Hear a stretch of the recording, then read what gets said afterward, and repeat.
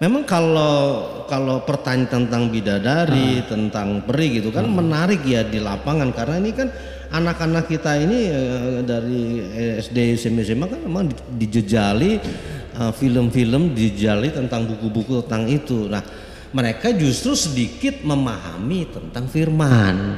Walaupun jenis malaikat berapa banyak kita kan nggak tahu. Alkitab tidak memberi informasi banyak. Ya kita tahu ada kerubin, serafim dan malaikat. Nah kita nggak tahu persis ada berapa. Gitu. Ya, dan Alkitab tidak mengungkapkan itu secara jenis makhluk apa aja gitu kan. Ya. Tapi memang itu, jadi kita kalau anak-anak begini harus kembali ke Alkitab. Nah memang media sekarang akhirnya kemudian membuat pemikiran daripada manusia yang ada itu berkembang, karena sajian misalkan film ada tentang bidadari, sinetron ada, segala macam ada. Akhirnya kan apa yang ditangkap mata itu kan gampang sekali kemudian artinya masuk ya. Betul. Tetapi kan sesungguhnya kan antara bidadari dengan malaikat itu kan dua hal yang berbeda.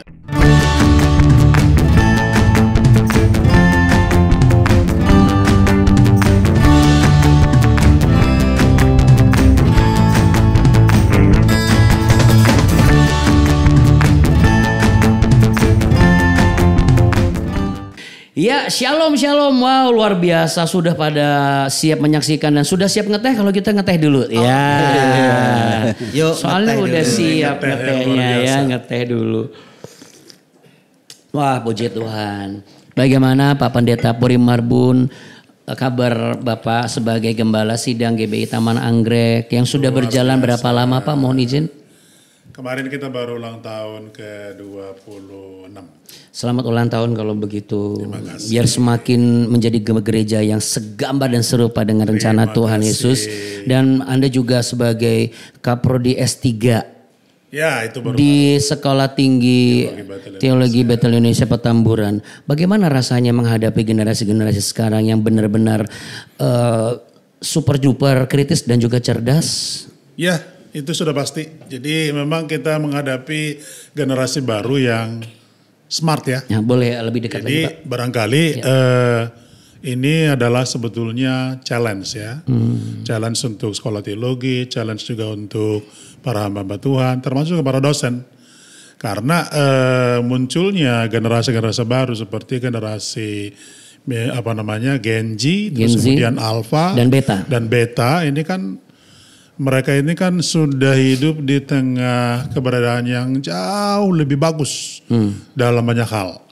Dan ternyata itu punya potensi untuk melahirkan generasi-generasi yang smart. Dan sebetulnya kalau dalam perspektif mahasiswa teologi, kita justru sebetulnya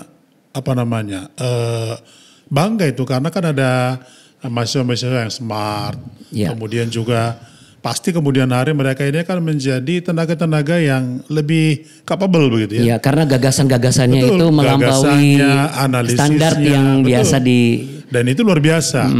Nah,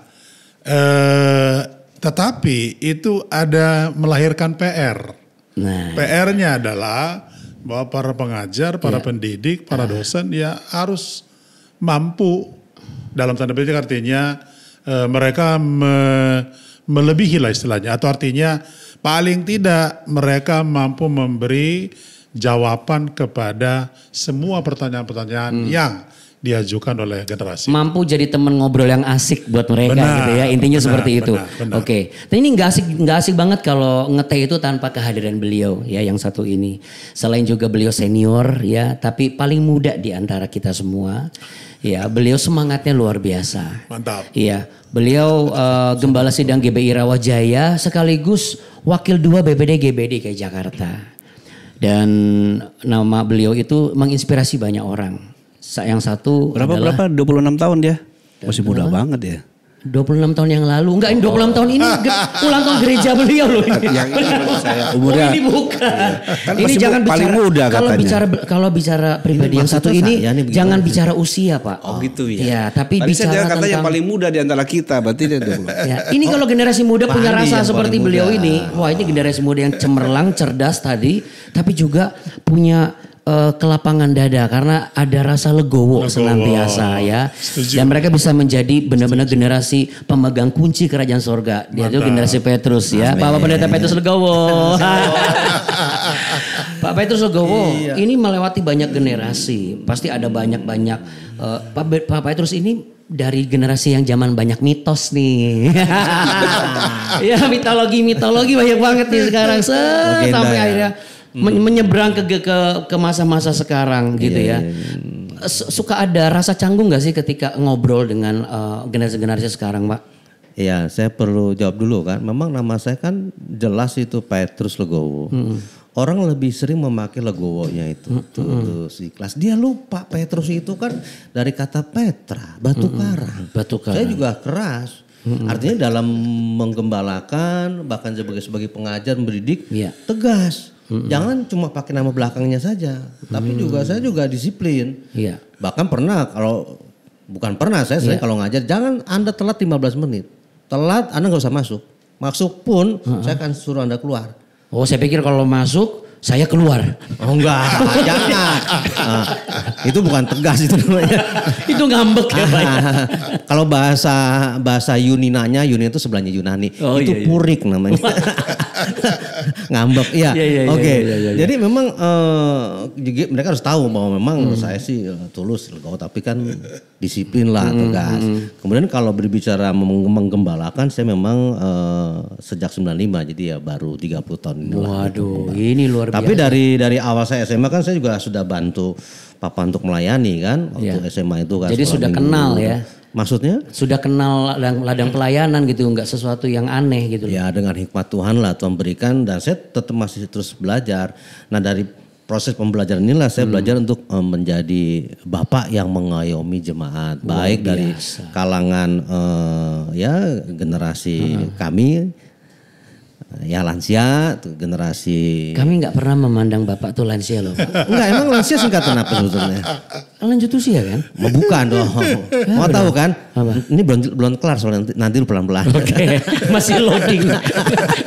Generasi muda, kemudian juga generasi anak-anak. Iya. Jadi memang kalau di pelayanan anak saya sekarang cukup memonitor. Dulu saya masih tetap saya kesempatan untuk ngajar di kelas yang besar. Dan kami kan juga sekolah minggu ini kan punya kurikulum. Setidaknya mereka ya tidak ngambang dalam memiliki iman sehingga ketika di lapangan mereka bisa menjawab pertanyaan-pertanyaan memang di lapangan itu jarang diinfokan, dikotbahkan di gereja. Oke. Gitu ini kan. Tahan dulu Pak, apa yang Bapak sampaikan saya ini? Dulu nih. Iya. Punya kurikulum dan kami sama Pak Purim dulu sama-sama di DPA kita juga punya kurikulum sekolah minggu tuh. Iya. Oke silakan. Oke. Itu akan jadi hook pertanyaan saya. Ya. Mumpung saya ingat nih Pak. Oke, yang mana? Jadi, yang tadi. Tapi saya tanya dulu ke sahabat kita di sebelah kita ini. Nah, ini saya karena kalau ngobrol teologi kan ada sisi teologinya. Nah beliau ini adalah Kabid Teologi BPD GBD Jakarta. Beliau juga Gembala Sidang GBI Glory United. Ya, siapa sih yang nggak kenal dengan Bapak Pendeta Bun Mintat yang gayanya santai ya, tapi ternyata menyimpan banyak sekali hal-hal yang bisa menambah pengetahuan dan juga mengencourage kita untuk belajar lagi lebih.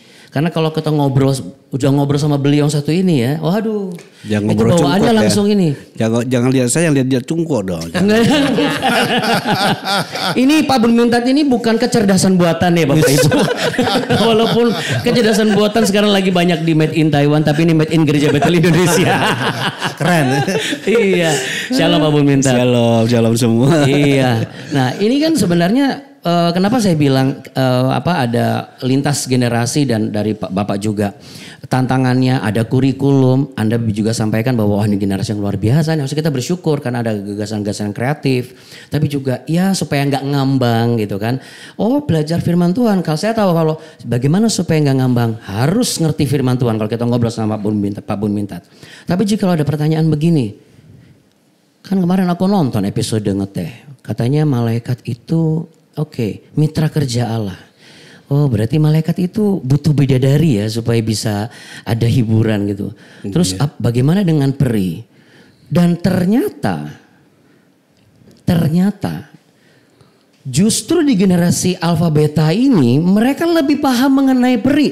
Mulai peri gigi lah, peri inilah, peri itulah dan sebagainya, peri daun lah dan sebagainya. Oke, sudah ada zaman dulu deh, coba tanya sama senior. Nah itu yang mau saya tanya, apakah karena itu? Wah ini jatahnya dia. Jadi akhirnya karena Pak Petrus kebetulan terpanggil di situ. Dengan DPA itu sempat membuat kurikulum supaya nggak ngambang, supaya benar-benar bisa tahu banget bahwa ada Allah, ada malaikat. Di luar daripada itu cuma nggak ada yang lain selain Allah, malaikat, manusia dan setan. Bagaimana Pak jawabnya mengenai hal itu? Ya, oh ini ke saya nih. Iya. Apapun pintar bisa nanya ke dia. Oh nanti dulu. Oh nanti dulu. Iya. Nanti dulu. Ya. Orang saya bilang, kan saya bilang ada peri gigi, peri daun itu kan dari dulu sudah ada. Masa sih? Ada kan. Sebentar dulu Pak. Dari dulu juga ada buku. Pak Petrus nggak ngomong udah ada. Justru Bapak lebih tahu duluan yang ngomong. Apa Bapak udah dengar dari dulu? Buku-bukunya dulu ada, buku-buku komik kan dulu sudah ada buku komik. Yang katanya kalau gigi lepas ditaruh di bawah bantal. Sudah ada itu zaman dulu cerita dongengnya. Kalau enggak dilempar di atas genteng. Pak Andi pengalaman beliau itu. Iya. Ya oke. Berapa gigi yang disimpan di bawah bantal? Enggak masih utuh Pak Wan masih utuh. Oke saya jawab. Iya, ya. Pak. Memang kalau pertanyaan tentang bidadari, tentang peri gitu kan menarik ya di lapangan karena ini kan anak-anak kita ini dari SD SMA kan memang dijejali film-film, dijejali tentang buku-buku tentang itu. Nah, mereka justru sedikit memahami tentang firman. Itu sebabnya sebetulnya ya GB kan sudah membuat kurikulum untuk pengajaran di sekolah minggu, di remaja, di pemuda. Nah, kami berdua sempat sama Pak Purim ya di DPR itu membuat kurikulum itu supaya apa? Terarah dan mereka nggak bimbang dan nggak goyah bahwa mengenai penciptaan itu sebetulnya kalau kita topiknya nih bidadari itu adalah sepupunya malaikat gitu kan. Itu setelah karena memang banyak yang ngomong gitu ya. Saya kan harus baca Alkitab juga kan kita kan fokusnya ke Alkitab. Oke. Saya baca di Alkitab kan ada nggak nih? Wih ada ayatnya rupanya. Maria itu sepupunya Elizabeth. Itu yang ada rupanya. Gitu. Jadi yang mana malaikat yang mana bidadari? Enggak, akhirnya saya kan menemukannya itu. Berarti saya tidak menemukan sebetulnya. Yang saya temukan di lapangan pertanyaan-pertanyaan yang harus kita jawab, kita informasikan kepada anak-anak kita supaya mereka tuh nggak goyah bahwa cerita Alkitab tuh nggak ada bidadari, nggak ada peri. Memang ada lagunya sih. Apa lagunya? Oh bidadari datang dari sorga bawa kado banyak. Nah ini kan akhirnya maaf tanda petik dicekoki. Wah ada bidadari sorga loh. Ini Bapak itu luar biasa loh. Apa yang Bapak sampaikan tuh selalu menginspirasi pertanyaan saya berikutnya.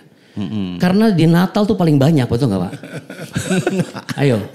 Begitu masuk Natal, season Natal itu itu langsung tuh keluar tuh peri-peri ya kan. Di sana Natal itu penuh dengan peri. Padahal kalau back to the Bible, Natal itu bicara mengenai kehadiran malaikat kerajaan sorga, bukan peri. Nah, Pak belum minta apa yang harus disikapi sebagai orang tua sekaligus hamba Tuhan menghadapi anak-anak mereka dan jemaat atau menghadapi informasi yang harusnya deras sekali. Jadi bisa dapat dari sini, bisa dapat dari sini.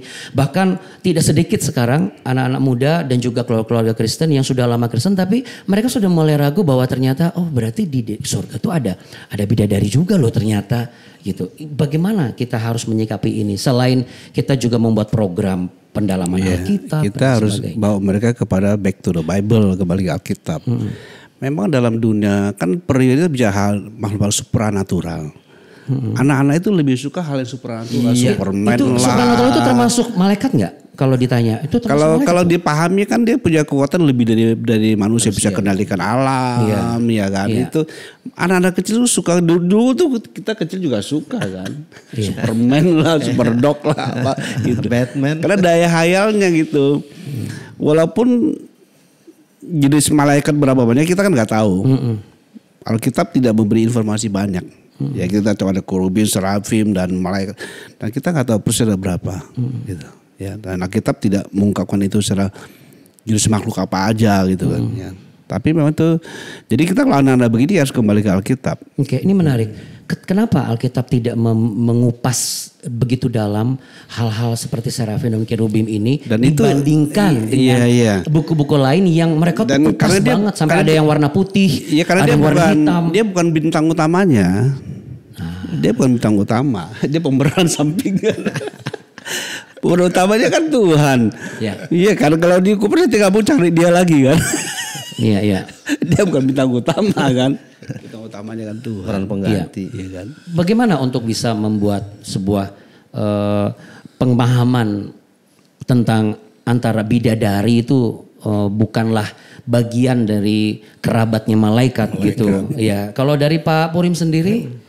Ya, kalau saya memahaminya begini. Jadi kan istilah tentang bidadari itu kan sebenarnya kan lebih banyak di tataran manusia ya. Artinya berkembang entah itu di cerita-cerita masyarakat, terus kemudian kebiasaan-kebiasaan manusia, kelompok-kelompok masyarakat begitu. Nah, memang akan dianggap artinya sebagai makhluk tertentu yang memang beda dari manusia. Kan pemahamannya begitu. Nah, memang media sekarang akhirnya kemudian membuat pemikiran daripada manusia yang ada itu berkembang. Karena sajian misalkan film ada tentang bidadari, sinetron ada, segala macam ada. Akhirnya kan apa yang ditangkap mata itu kan gampang sekali kemudian artinya masuk ya. Betul. Tetapi kan sesungguhnya kan antara bidadari dengan malaikat itu kan dua hal yang berbeda. Betul. Yang satu kebenaran Alkitab, satu mitologi. Betul. Nah, jadi kalau bicara tentang malaikat di dalam konteks Alkitab itu kan jelas kok. Maka kan seperti misalnya di dalam Injil Lukas lah, Injil Lukas pasalnya yang kedua tentang kelahiran Yesus Kristus. Malaikat di sorga kemudian menyanyi apa? Kesukaan bagi Allah. Itu kan berarti kan sebetulnya kan kalau perspektifnya Alkitab, hadirnya malaikat itu bukan untuk bekerja untuk sesuatu yang di luar daripada kehendak Allah. Iya. Nah, artinya kan bukan sesuatu yang dilakukan yang untuk kebutuhan manusia semata. Tapi kan malaikat ada, kalau tadi istilahnya Pak Bun saya pinjam, itu adalah bagian daripada ekspansi Allah. Artinya kalau bisa artinya dikomunikasikan, itu adalah semacam kepanjangan tangan Allah yang lebih besar untuk kemudian melakukan banyak hal. Nah, berarti kan antara bidadari dengan malaikat berbeda sekali. Sebab kalau di dalam Alkitab kan jelas kok tugas malaikat itu jelas. Seperti misalkan kan Alkitab dalam Injil misalkan berkata bahwa anak-anak itu memiliki malaikat sendiri yang melindungi mereka dan seterusnya. Berarti kan ada perhatian penuh sebetulnya kepada anak-anak Allah. Yang kemudian itu adalah atas daripada perintah daripada Tuhan begitu. Iya. Jadi kalau yang namanya bidadari, karena itu kan diawang-awang. Iya. Itu agak halu ya kayaknya ya. Bidadari agak halu. bayangannya itu yang cantik-cantik gitu ya. Iya makanya agak halu Pak. Berarti pernah lihat nih Pak Un pernah lihat kali. Kok tahu cantik ya? Itu ngarepin, Bapak nggak sempat ngarepin juga ya. Itu kan www.ngarbanget.com ya maksudnya. Itu agak halu. Kita bukan apa, tapi memang ini perlu diedukasi. Tapi saya percaya kalau seperti tadi gambaran, bagaimana buktinya malaikat apa? Saya pernah lihat bagaimana anak saya waktu kecil, saya tiba-tiba kaget. Anak saya waktu masih bayi, usia 3 bulan 4 bulan, ketawa-ketawa sendiri. Jadi dia, lo nggak ada yang ngajak main, kok dia kayak main, dia ketawa, gitu. Terus saya cuma begini, oh gitu kali ya kalau malaikat lagi ngobrol-ngobrol ngajak main anak saya. Umur berapa? 1-2 bulan. Oh gitu 1 bulan, dia belum ngerti apa-apa itu. Iya. Saya anggapnya gitu aja. Ya daripada ini kok ketawa sendiri agak-agak ngeri juga enggak. Tapi saya anggapnya karena orang tua zaman dulu ngomong gitu. Betul nggak Pak? Iya. Biasanya dia ngomong sama saudaranya. Dia belum bisa nalar, belum bisa apa-apa. Iya, tapi tiba-tiba ketawa. Tahu kan dia geli. Terus orang tuanya gini. Orang tua kita ya apa itu anakmu lagi diajak bercanda sama malaikat. Ya. Saya cuma amin aja ya kan. Ya. Ini sama malaikat sama kembarannya yang kan ada itunya kan. Iya, banyak seperti itu. Iya, makanya kadang-kadang kita bikin malaikat. Oh iya, saya masuk akalnya kenapa? Iya, karena malaikat kan selalu digambarkan dengan bayi juga ya. Badannya montok. Istilah apa Yunani itu? Bayi abai ador. Cubit. Apa cubit? Diamor ya. Iya kan? Kupit ya. Yang selalu bawa ini gitu. Mungkin bayi yang malaikat yang model kayak begitu kali ya. Itu pakai baju lagi dia itu. Cubitnya nggak pakai baju. Aduh. Jadi intinya adalah ketika kita hari-hari ini menghadapi tantangan-tantangan seperti ini, saya rasa perlu kembali lagi gereja-gereja Bapak Ibu untuk menghubungi BPD juga atau menghubungi BPP juga, terutama untuk Departemen Pemuda dan Anak dari perwil masing-masing. Coba butuh bantuan nih kurikulum yang seperti apa untuk bisa diterapkan di anak-anak kita, ya. Betul, kita harus bisa memberikan mereka pengajaran realitas dosa, surga dan neraka. Tapi kalau mereka tidak dibekali dengan kurikulum seperti tadi, nanti ngambang itu. Justru itu di lapangan yang sering ditanya. Nanti jadi halu generasinya. Iya. Jadi kita bersyukur juga bahwa di sinode kita GB ini ada Departemen Pemuda Anak itu membuat kurikulum dan kurikulumnya pun sesuai dengan usia anak. Karena yang membuat adalah Pak Petrus dan juga Pak Primabun. Ini bosnya yang buat. Kita ditugaskan saja. Apa itu? Ya, Mereka itu dulu. Ini bersyukur. Saya langsung maksudnya mereka bukan membuat. anak-anak, mereka menyelami pikiran anak-anak, bukan anak-anak kan. Nah, ini saya suka nih, menyelami. Saya suka menyelami. Kalimatnya bagus. Saya suka menyelami pikiran anak-anak. Iya. Sebagai closing statement, apa yang harus dilakukan sebagai gereja di zaman sekarang ini untuk bisa menjadi gereja yang menyelami pikiran Allah? Supaya bisa memberikan edukasi Pikiran yang Allah. benar. Pikiran Allah itu Alkitab itu pikiran Tuhan. Gitu. Dan dia tidak hanya sekedar pikiran yang hanya textbook, tapi dia live gitu. Alkitab itu live. Kalau kita baca buku orang itu idenya orang. Mati. Ya. Mati. Tapi kalau kitab itu beda loh. Itu dahsyatnya gitu. Maka harus baca, harus melibatkan hati di situ. Harus Melibatkan hati. melibatkan hati. Tidak hanya mengisi informasi kita aja. Betul. Ya walaupun bacanya Makanya kalau sampai kita mengabaikan dia bisa tersinggung dia. Kalau saya bukunya Pak Purim saya baca, saya taruh, tapi saya nggak hargai, dia nggak tersinggung, dia nggak tahu kan. Tapi kalau kita kan beda. ya. Beda. Dan baca Alkitab itu tidak perlu harus cukup puas dengan sekali baca sudah habis. Habis itu nggak baca lagi. Nggak perlu. Ya karena itu tadi. Itu baca komik itu.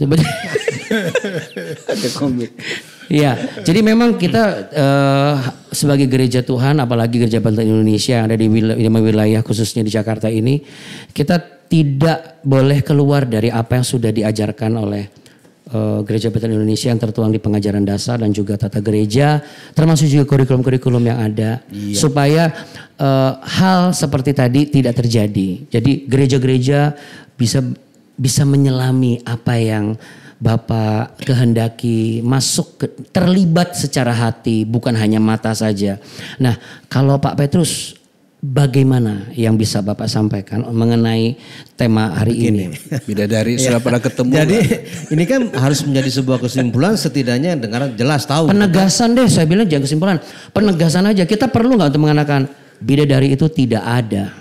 Iya kan ini kan sebuah kesimpulan juga yang harus kita berikan ketegasan bahwa bidadari itu bukan sepupunya malaikat.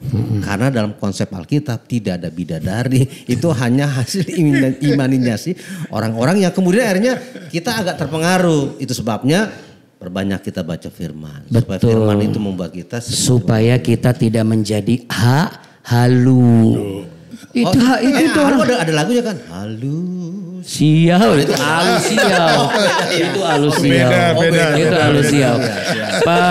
Pak Purim dari 2 episode ini dari perspektif Anda sebagai pendidik di sekolah teologi juga sebagai gembala, apa yang bisa Anda sampaikan untuk membekali gereja-gereja Tuhan? Ya, yang pertama tentu kalau konsep tentang penciptaan kan harus belajar dari Alkitab, dan itu adalah konsep yang sangat-sangat luar biasa. Nah, menurut saya sebagai gembala, pengajar harus mendidik para jemaat serta menganjurkan jemaat teruslah belajar Alkitab untuk berbagai macam hal. Lalu tentang yang kedua tadi mengenai malaikat ataupun tadi apakah bidadari adalah sepupu dari malaikat? Apakah sepupu dari malaikat? Yang jelas adalah bidadari itu konsep manusia. Sedangkan malaikat itu konsep Alkitab. Maka Yang paling prinsip adalah konsep tentang malaikat. Malaikat itu diciptakan oleh Tuhan untuk melakukan pekerjaannya bagi Tuhan dan bagi orang-orang yang percaya kepadanya. Maka menurut saya ide tentang bidadari itu cuma hayalan. Jadi menurut saya perlu dilupakan begitu. Iya, mari kita kembali ke realita. Yaitu realitanya adalah apa? Saksikan terus Ngeteh Ngobrol Teologi di channel ini. Jangan lupa subscribe, share dan juga like. Karena setiap komen atau pertanyaan pasti akan kami responi. Dan satu lagi, pesan kurikulum untuk Guru-guru setiap generasi-generasi. Betul, supaya tidak keluar jalur. Dan pastikan Anda juga pegang ini, baca-baca terus, lalu juga ada cetakan yang baru ya. Dan yang pastinya seperti yang Pak Bom minta, Pak Petrus dan juga Pak Puri Marbun sampaikan, masa pendeta jarang baca Alkitab, kan nggak mungkin ya. Jadi oke, Tuhan Yesus memberkati, shalom, sampai jumpa di Ngeteh Ngobrol Teologi. Oke, bye. Silakan Pak, diminum Pak.